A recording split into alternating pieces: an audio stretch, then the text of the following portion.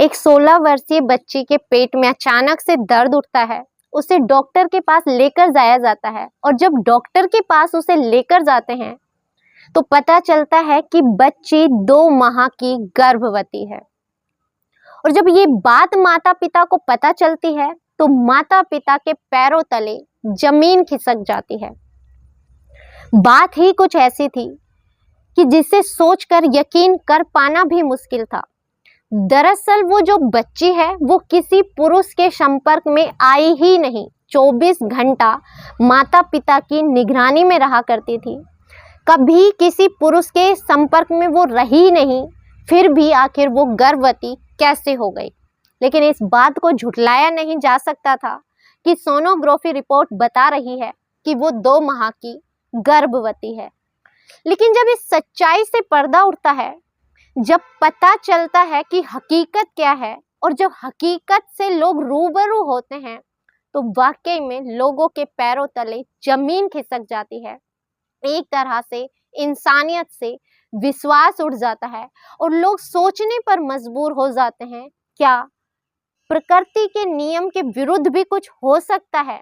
लेकिन हाँ, इस कहानी में कुछ ऐसा ही होता है। ये लड़की जिससे गर्भवती होती है, दरअसल वो एक किन्नर होती है। किन्नर ने 16 वर्षीय लड़की को गर्भवती कर दिया होता है और जब ये बात लोगों को पता चलती है तो लोग यकीन नहीं कर पाते कि किन्नर भला किसी लड़की को गर्भवती कैसे कर सकता है। नमस्कार, मैं ज्योति गौड़ और आज की कहानी शुरू करने से पहले मैं आपसे सिर्फ इतना कहना चाहूँगी कि अगर आप हमारे चैनल पर नए हैं तो चैनल को सब्सक्राइब करें, वीडियो को लाइक करें और कमेंट में अपनी राय देना ना भूलें, क्योंकि ये जो कहानी है ये किसी ऐसी चीज़ पर आधारित है जहाँ पर हम कह सकते हैं कि आज के वक्त में किसी पर भी भरोसा करना गलत है। क्योंकि कई बार जो हमें दिख रहा होता है दरअसल वो भी नहीं होता। लोग अपने चेहरे पर कितने मुखौटे, कितने नकाब ओढ़कर बैठे होते हैं, ये बात भी किसी को मालूम नहीं होती। लेकिन ये जो घटना है ये एक ऐसी घटना है जिसमें किन्नर एक 16 वर्षीय लड़की को गर्भवती कर देता है और जब ये मामला सामने आता है तो लोग यही कहते हैं कि वाकई में किसी पर भी यकीन करना मुश्किल है। तो कहानी शुरू करते हैं। दरअसल ये कहानी है बंगाल की। बंगाल में एक हंसता खेलता परिवार रहा करता था। परिवार में मुखिया जी हैं, रामचंद्र जी, उनकी पत्नी है रीना देवी और उनका बेटा है दीपक और उनकी छोटी बेटी है रिया। बड़ा खुशहाल परिवार है, सब लोग खुशी खुशी घर में रहा करते थे। जो दीपक है ये मल्टीनेशनल कंपनी में जॉब किया करता था और जॉब करने के उपरांत ही उसके साथ में एक लड़की कार्य किया करती थी जिसका नाम था मनीषा। मनीषा देखने में बेहद खूबसूरत, बहुत ही आकर्षक लड़की थी। उसके जो विचार थे वो भी दीपक से आपस में मेल खाते थे। दोनों एक दूसरे को पसंद करते हैं और दोनों के बीच दोस्ती कब प्यार में बदल जाती है ये पता उन्हें भी नहीं चलता। धीरे धीरे समय बढ़ने लगता है। इनका साथ में खाना, साथ में घूमना, साथ में आना, साथ में जाना शुरू हो जाता है। दरअसल दीपक मनीषा को घर से लेकर के ऑफिस आया करता था और ऑफिस से जाते वक्त भी उसे घर छोड़ा करता था। ऐसे ही समय अपनी रफ्तार से चल रहा होता है। इसी बीच एक दिन मनीषा के पिता मनीषा को दीपक के साथ घर आते हुए देख लेते हैं और जब वो उसे देखते हैं तो पूछते हैं कि बेटा, तुम्हारे साथ जो लड़का आया था वो कौन है? अब मनीषा बताती है कि पिताजी, वो लड़का दीपक है, मेरा कलीग है, मेरे साथ ही कार्य करता है और हम दोनों एक दूसरे को बहुत पसंद करते हैं और आगे का जीवन हम साथ साथ बिताना चाहते हैं। पिताजी कहते हैं, क्या लड़का भी तुमसे विवाह करने के लिए तैयार है? वो बोलती है कि हाँ, आप उससे बात कर लीजिएगा।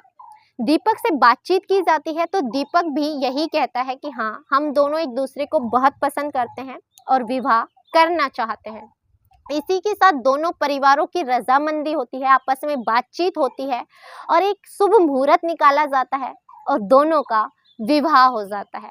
अब शादी हो गई है, शादी का घर है, शादी के घर में मंगल गायन गाए जा रहे हैं, मंगल गीत गाए जा रहे हैं, लोगों का आना जाना है, नई नई बहू है, मुंह दिखाई की रस्में चल रही हैं।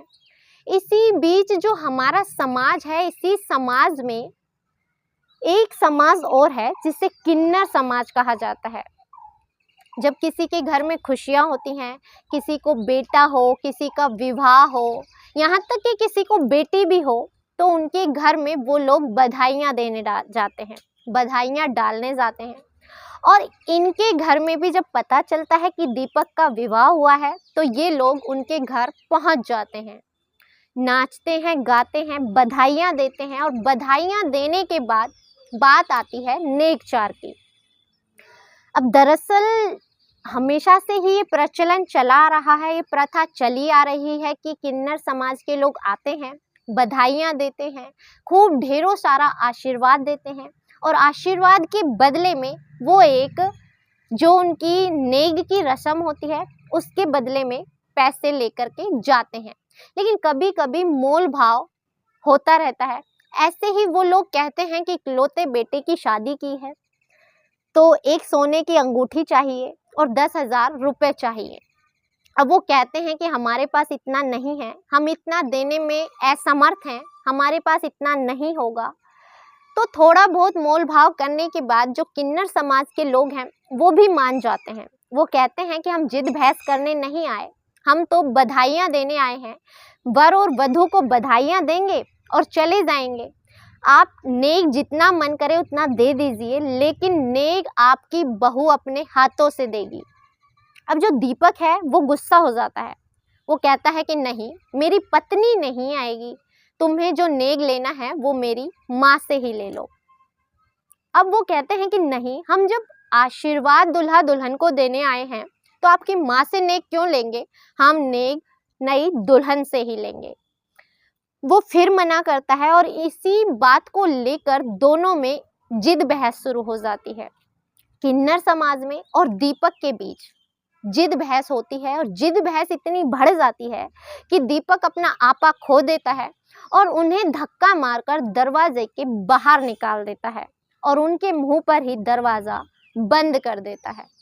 और जो किन्नर समाज के लोग होते हैं वो गुस्सा हो जाते हैं और गुस्सा होकर बोलते हैं कि हम तुम्हें अभिशाप देते हैं, हमारा जितना आशीर्वाद लगता है उससे ज़्यादा कहीं अभिशाप लगता है कि तुम कभी जीवन में खुश नहीं रहोगे। तुमने जैसे हमारा दिल दुखाया है ऐसे ही तुम लोगों के साथ भी होगा। ये कहकर वो चले जाते हैं। लेकिन जो दीपक है वो पढ़ा लिखा है, सॉफ्टवेयर इंजीनियर है, उसे इस बातों से कोई फर्क नहीं पड़ता। वो कहता है ऐसी बातों से कुछ नहीं होता, मैं नहीं मानता, और समय अपनी रफ्तार से चलता रहता है। धीरे धीरे समय बढ़ता है। अब दुल्हन को आए घर में 2 से 2.5 महीने हो गए होंगे।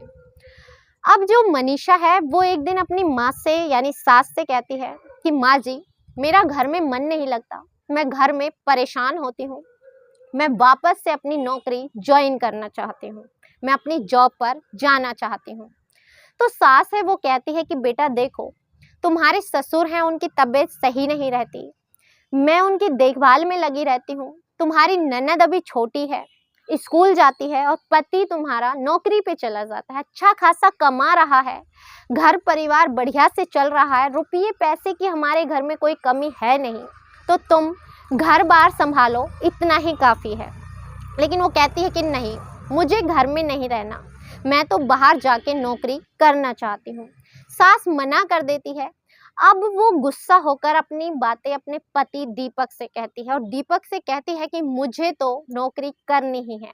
दीपक अपने माता पिता से बातें करता है, लेकिन माता पिता वापस से अपनी परेशानी बताकर मना कर देते हैं। अब सास बहू में इसी बात को लेकर टकरार हो जाती है और दोनों के बीच झगड़ा इस कदर बढ़ जाता है कि झगड़ा सुलझाने के लिए वो दुल्हन बोलती है कि मुझे इनके साथ नहीं रहना, और आखिरकार दीपक अपनी पत्नी मनीषा को लेकर एक घर किराए पर लेता है और वहां जाकर रहने लग जाता है। अब घर में 3 लोग बच गए। जो दीपक के पिता हैं वो, दीपक की माँ, और उनकी जो छोटी बहन है रिया, जिसकी उम्र महज अभी 16 वर्ष थी। जो अभी स्कूल की छात्रा है। पिताजी की तबीयत अक्सर खराब रहती है, माँ उसकी देखभाल में लगी रहती है, लेकिन बहन का वो पूरा ख्याल रखती है। स्कूल जाती है, साथ में जाती है, स्कूल से लाती है, साथ में लाती है, घर में अपने पास हमेशा साथ में रखती है। वक्त ऐसे ही धीरे धीरे चल रहा है। कुछ दिन बाद इन्हीं के पड़ोस में एक किन्नर किराए पर रहने आता है। किराए पर आकर के जब उनके घर के बगल में किराए पर वो मकान ले लेता है। अब जो ये किन्नर है, इसका नाम है पलक। ये मिलनसार है, बातचीत बहुत अच्छे से करता है, स्वभाव का भी बहुत अच्छा है। तो रिया की माँ की देखभाल भी करता है, जो बाजार से कुछ सामान लाना होता है वो भी ला कर दे देता है कि माँ जी आप परेशान नहीं हो, बाजार का कोई कार्य है तो मुझे बता दिया करें, आप अंकल की देखभाल करती हैं, परेशान होती हैं। ऐसे करके इनके बीच नज़दीकियाँ बढ़ने लगती हैं। जो पलक है उसका स्वभाव मिलनसार है, वो हर एक चीज़ में उसकी मदद करती है। अब रिया की जो माँ है वो भी घर में कोई सब्जी बनती है तो पलक को भिजवा देती है। दरअसल वो उसे बिटिया ही कहती है कि बिटिया तुम बहुत अच्छी हो, तुम्हारी वजह से मुझे बहुत मदद मिलती है, वरना हम अकेले पड़ गए थे, करें भी तो क्या करें। अब जो रिया है वो पढ़ाई करती है और उसे पढ़ाई में कोई दिक्कत होती है, तो ये जो पलक है ये थोड़ी सी समझदार यानी पढ़ी लिखी है, वो पढ़ाई में भी उसकी मदद कर दिया करती थी। समय ऐसे ही चल रहा था। कोई भी ज़रूरत होती थी बाज़ार की, कुछ लाने की, कुछ भी करने की, तो पलक उनकी मदद कर दिया करती थी। दोनों परिवारों में बहुत अच्छे से घनिष्ठता जैसा हो गया था, आपस में मेल-मिलाप बढ़ गया था और विश्वास भी अच्छे से हो गया था। समय ऐसे ही बीतता रहता है।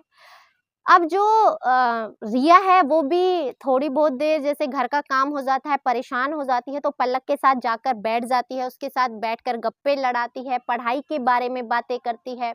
ऐसे ही उसके साथ समय बिता लिया करती थी, क्योंकि माँ और तो कहीं उसे जाने दिया नहीं करती थी। धीरे-धीरे समय ऐसे ही बीतता जाता है और अचानक एक रात जो रिया है उसके पेट में बहुत तेज़ दर्द उठता है। और जब उसके पेट में बहुत तेज दर्द उठता है तो वो रोने लगती है और रोते रोते माँ से कहती है कि माँ, मेरे पेट में बहुत भयानक दर्द हो रहा है, इतना कि मैं बर्दाश्त नहीं कर पा रही। जो उसके पिताजी हैं और माँ हैं उसे आनन फानन में डॉक्टर के पास ले जाते हैं। जब डॉक्टर के पास ले जाते हैं तो डॉक्टर कुछ जांच करता है। जांच में पता चलता है कि लड़की 2 माह की गर्भवती है। और जब ये बात माता पिता सुनते हैं तो सुनकर अचंभित रह जाते हैं कि 24 घंटे उनकी बेटी उनकी निगरानी में रहती है और ये इतनी चतुर चालाक भी नहीं है, किसी पुरुष के संपर्क में ये आई नहीं, आखिर ये गर्भवती हुई तो हुई कैसे।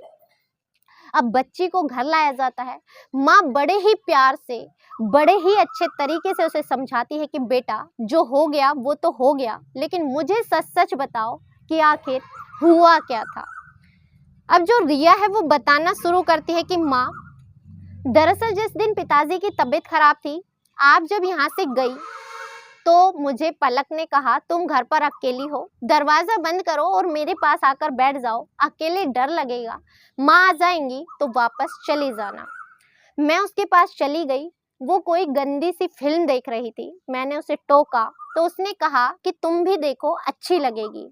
कुछ देर मैंने मना किया, लेकिन फिर मैंने भी उसे देखना शुरू कर दिया।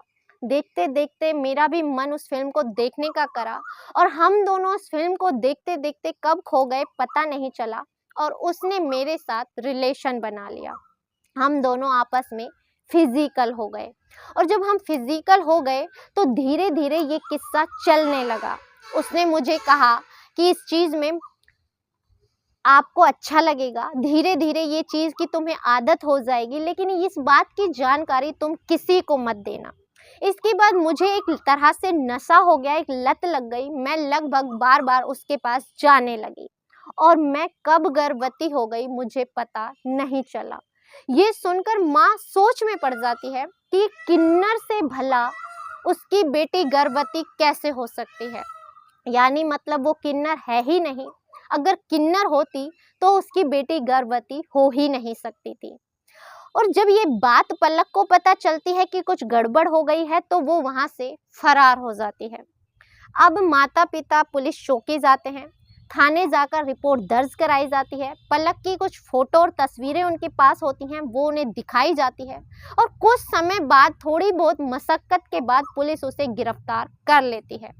जब उसे गिरफ्तार किया जाता है तो दरअसल पता चलता है कि वो कोई किन्नर नहीं बल्कि उस लड़के का नाम होता है जावेद।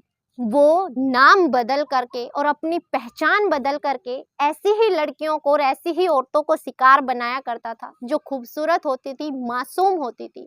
किन्नर बन के उनके साथ ऐसी ही हरकतें किया करता था और कुछ समय बाद वहां से फरार हो जाता था। लेकिन यहाँ के मामले में वो पकड़ा जाता है। किन्नरों के नाम को वो बदनाम करता है, किन्नरों के नाम को वो कलंकित करता है और एक झूठा मुखौटा ओढ़कर एक आम इंसान होने के बाद अपनी वासना को पूरा करने के लिए वो किन्नर बनकर वहां पर रहता है। इस कहानी को सुनाने का उद्देश्य आपको दुखी करना, परेशान करना या आपकी भावनाओं को ठेस पहुंचाना नहीं है, बल्कि आपको सचेत करना है, जागरूक करना है कि आज के वक्त में आप किसी पर भी आंखें मूंद कर यकीन ना करें। कौन कहां पर किस तरह से रह रहा है, चेहरे पर उसने कौन सा मुखौटा ओढ़ा हुआ है, ये कोई नहीं जान सकता। इसी के साथ इजाजत दीजिए, मिलते हैं अगली किसी सच्ची कहानी के साथ। तब तक अपना ख्याल रखें, स्वस्थ रहें, सतर्क रहें। जय हिंद, जय भारत।